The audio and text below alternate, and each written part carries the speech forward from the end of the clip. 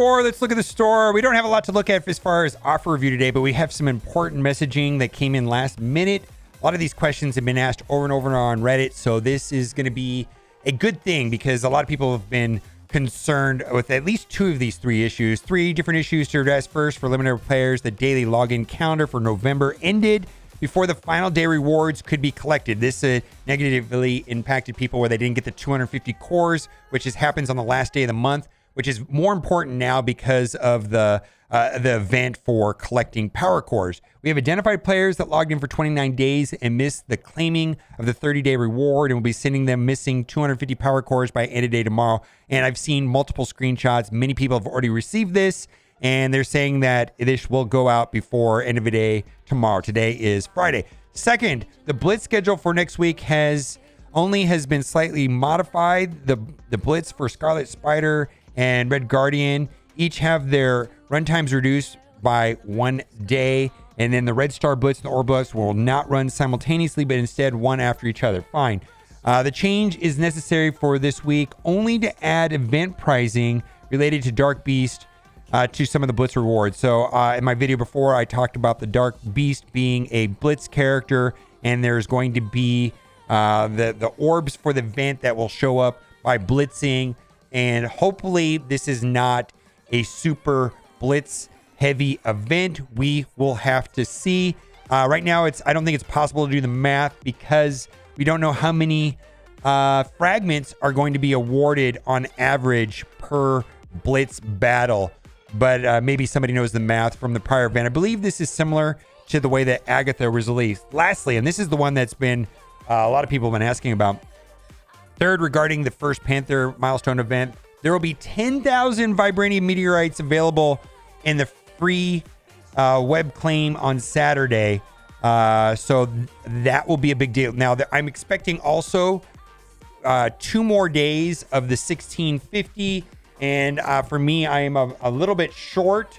And so this will be like a perfect amount to get to the 500,000. A lot of people were worried that we weren't going to be able to get to the 500,000 free to play. I've not bought any offers, but it looks like I will barely get the 500,000, which is the last milestone. They did it a little differently this time where Black Panther was in the 39th milestone at 441,000 points. And then the very last milestone, even though it doesn't have Black Panther, this is super scarce. Augmented Vibranium, and also Captain America uses that, and he's getting a rework, and he's going to be used on the rework team, although I'm probably not going to focus on that team for a long time. But I know that I'm going to have, and a lot of other people are having problems with Vibranium. It's kind of like the new Alien Spores or Oz Formula or Gamma, if you will. It seems like they go in runs where they use all the same materials. Look at all these amazing characters that use Vibranium. So I hopefully a lot of other people will be able to get this as well. So that is the update. Now, a couple other things we're going to talk about. One, I want to talk about this. Is it safe to assume that no minion reworks and buffs? So there is one more character that we don't know about, and we probably will know about that character next week. So next week is the patch, and the patch is going to happen either on Tuesday or Wednesday. And so just because it wasn't in the blog post today doesn't mean that it's not going to happen. I'm personally not willing to make recommendations on how this is going to play out. And I just want to assure you that myself and others have been hounding the developers for information about minions, because this is a severe problem. And this is going to be a huge inconvenience because a large number of players have 0 minions upgraded. Now, I hope, and my hope is that the first 2 nodes of the Death Horseman Scourge for Archangel is going to be very simple, and it won't require tons of resources. Hopefully, a minimal amount of resources will go into the minions for the Scourge. For all we know, non-legendary mutants, those nodes which are on 6 and 7 are going to be super hard, or it could be nodes 5 and 10. We don't know where the significant crunch is going to be. But the sooner the better, because I know people that we have some more information, because I know people are saving resources, and it's a huge inconvenience to save our resources for the minions. But that is my suggestion still right now, is to save resources and don't start upgrading minions until we have more information. The Scourge event lasts 10 days.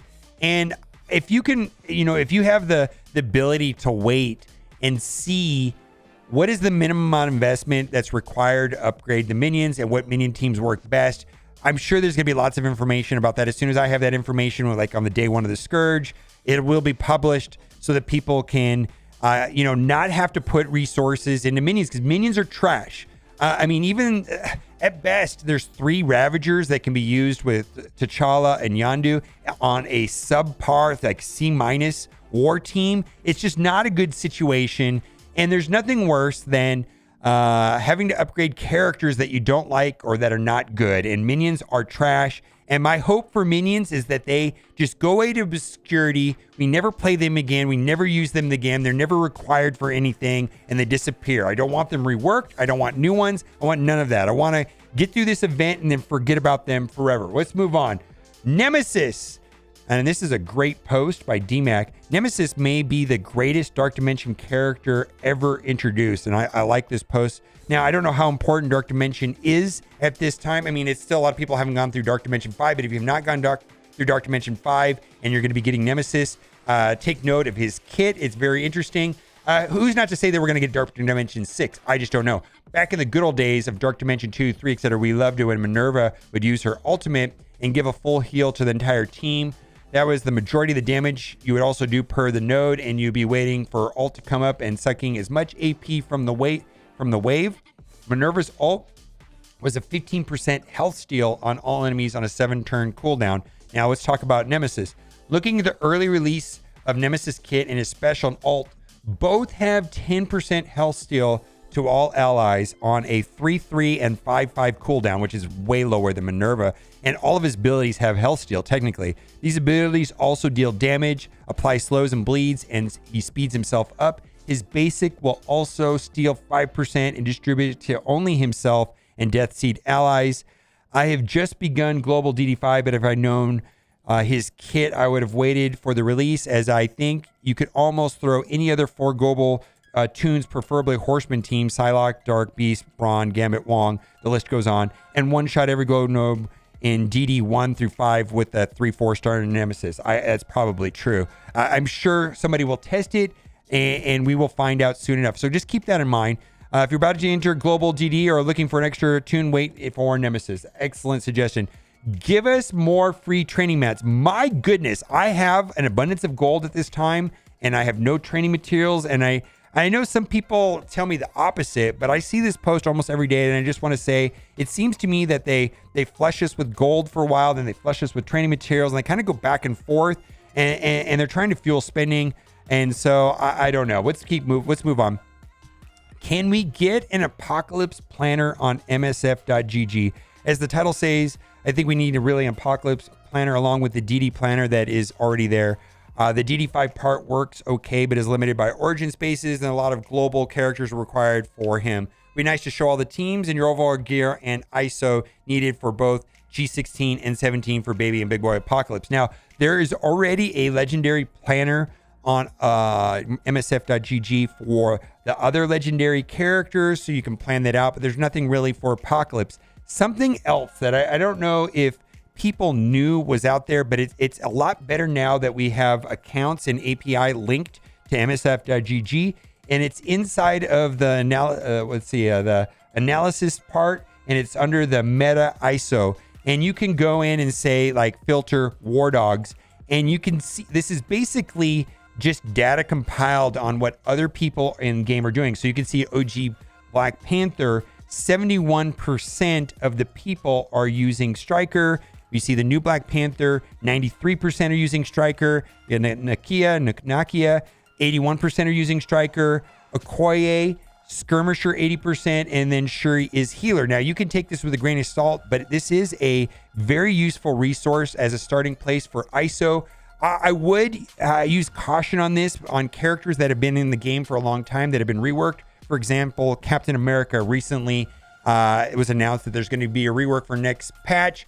That may not be accurate as what is optimal, because some people may not update their ISO on the new kit, and a lot of people have had Captain America with a certain ISO 8 for a long time, and it may not reflect the current way to use them correctly. So, but other than that, I feel like this is an excellent starting place if you're looking for information. And I can just speak to this particular right here. This is how I have my War Dogs on ISO 8. And I think this is fantastic, just the way that it's shown there. Then, this has come up a couple times, and there's been some helpful suggestions. Placement matters, so leave my teams alone. So many teams, latest teams, are doing things for adjacent allies that such team placement is pretty darn critical. So why then does Scopely sometimes randomly rearrange when I enter combat? And I believe there's a workaround in the meantime until this bug is fixed. I know this is not a new problem, but it happened to me in Doom Raid this morning.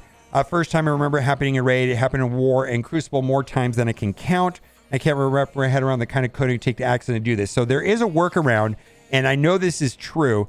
If you use a character filter when you select your team, you will need to reset the filter before you launch the fight. This seems to be a workaround if you're having this issue.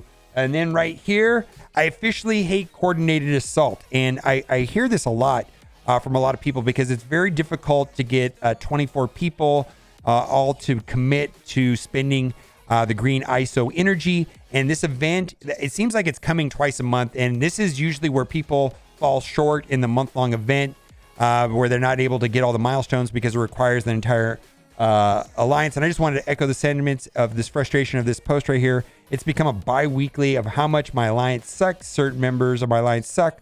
The math should be simple. Without spending a single core, everyone can get 720 points every day with 0 saved refills or other shenanigans. Throwing a couple folks doing some 50 core refills. We should have no problem clearing the whole thing. Instead, we have a handful of slackers pulling us down every bleeping event. Of course, recruiting is still a joke, and we need to keep them for war and raids from going completely off the rails. So, and I think this all comes down to the issue with Scopely where, you know, it's 24-man teams, and you know, if you have one or two people not pulling it, you know, it's kind of a bad thing. It's not like Star Wars Galaxy of Heroes where there's 50-man alliances. You know, 2 people don't really affect the entire alliance, but I'll tell you this, 1 or 2 people definitely can have a detrimental effect to the rest of the alliance. 2 offers we'll look at, and then we'll wrap up the video.